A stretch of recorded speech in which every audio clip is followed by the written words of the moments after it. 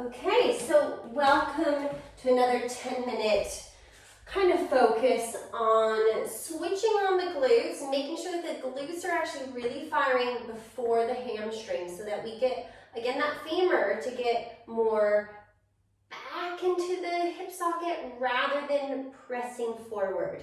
So glutes should always fire before the hamstrings in this exercise. So I'm going to lay down onto my stomach.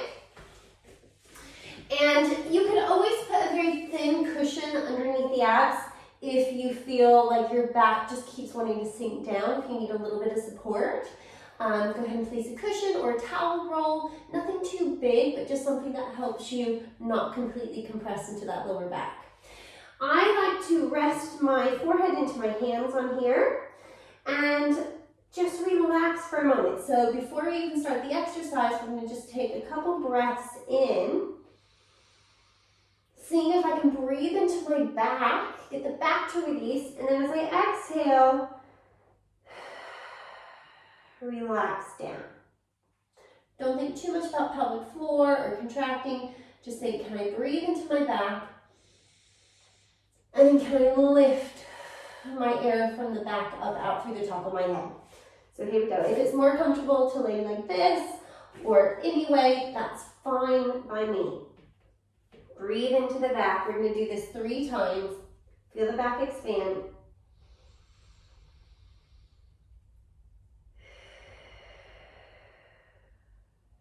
And then again.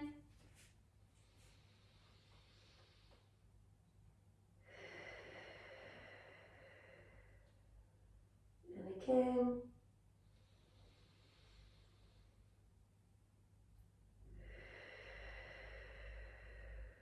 So hopefully we're really starting to get more movement into the lower back as we breathe and feel how nice and fantastic it feels when we start to release that lower back.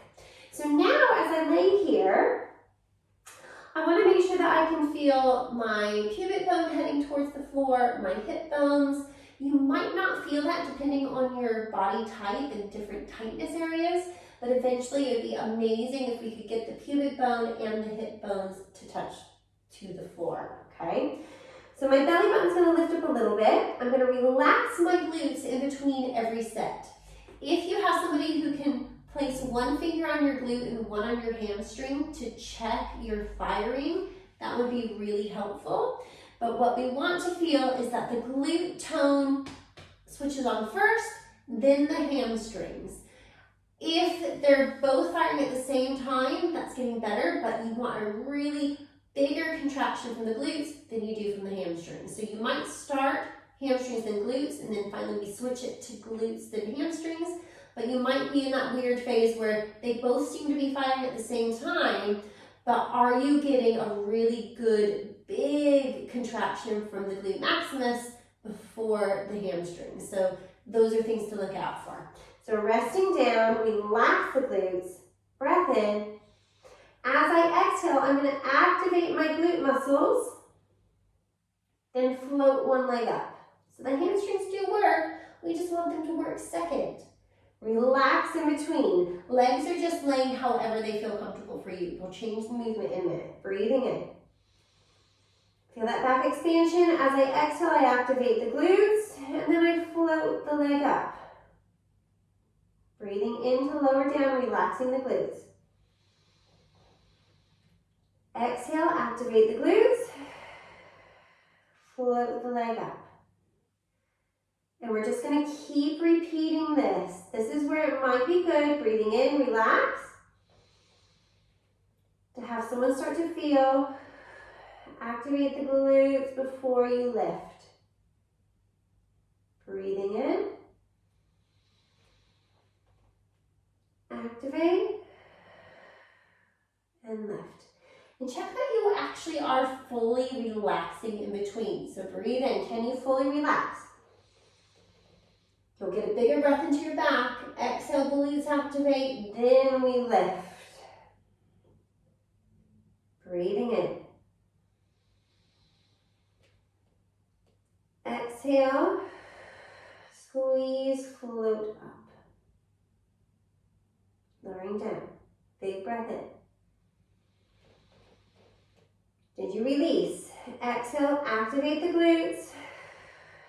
Float the leg up. Breathing in. Exhale. Float.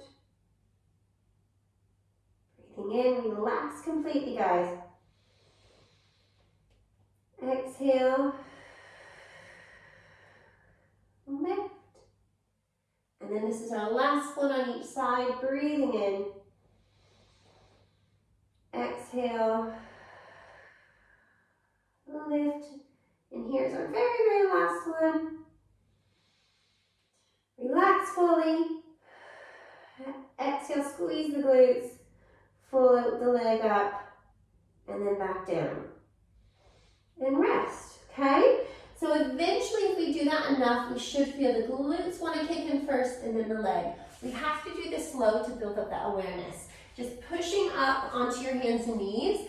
Because we are laying on our stomach, let's have a moment to stretch over onto the back.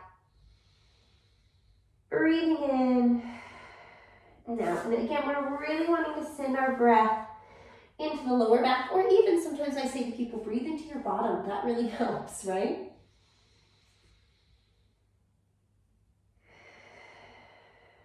And then again. And then rolling up slowly. We're going to take our time to come up to standing because we might get a little bit of a head rush. Now, I do want you to grab your little overball just like this, and we're going to do a wall squat with our chicken wings. So watching that your feet aren't going to slide out from underneath you, but I am going to lean into the wall, and the lower I can go, the better. But again, I want to go into neutral, so watch that you don't start tucking and flattening that lower back. If you need to put a tea towel or something underneath the back to have something to give you reference to, but we should feel the sacrum and that bra strap area, thoracic area the whole time. Now I'm going to put the ball between the knees and just feel if I tuck under, bring my pubic bone to the nose, I feel my lower back.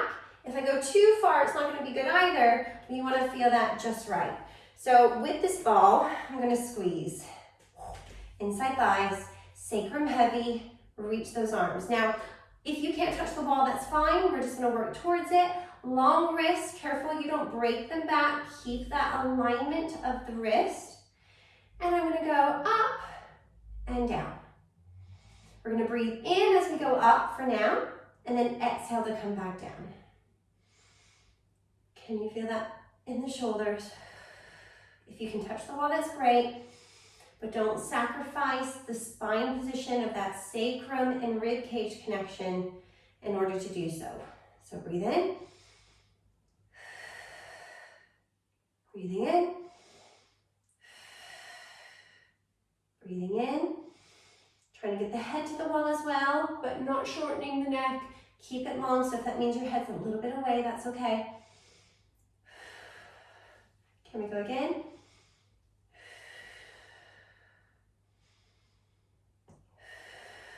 Okay, so now just have a little break for the quads, and we're going to do it one more time, and we're going to change the breathing, mainly because I want to see what you feel works best for you. So I'm going to, again, grab the ball. I'm sitting back, feeling that pelvis. Breathe in, and then exhale to go up. Breathe in.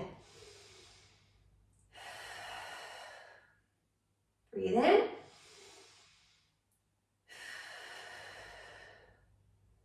I prefer this direction, but that's my body.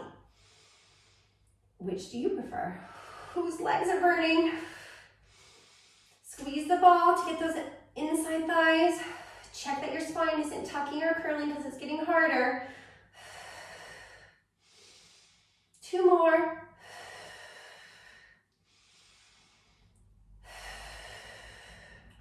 Rest. Ooh.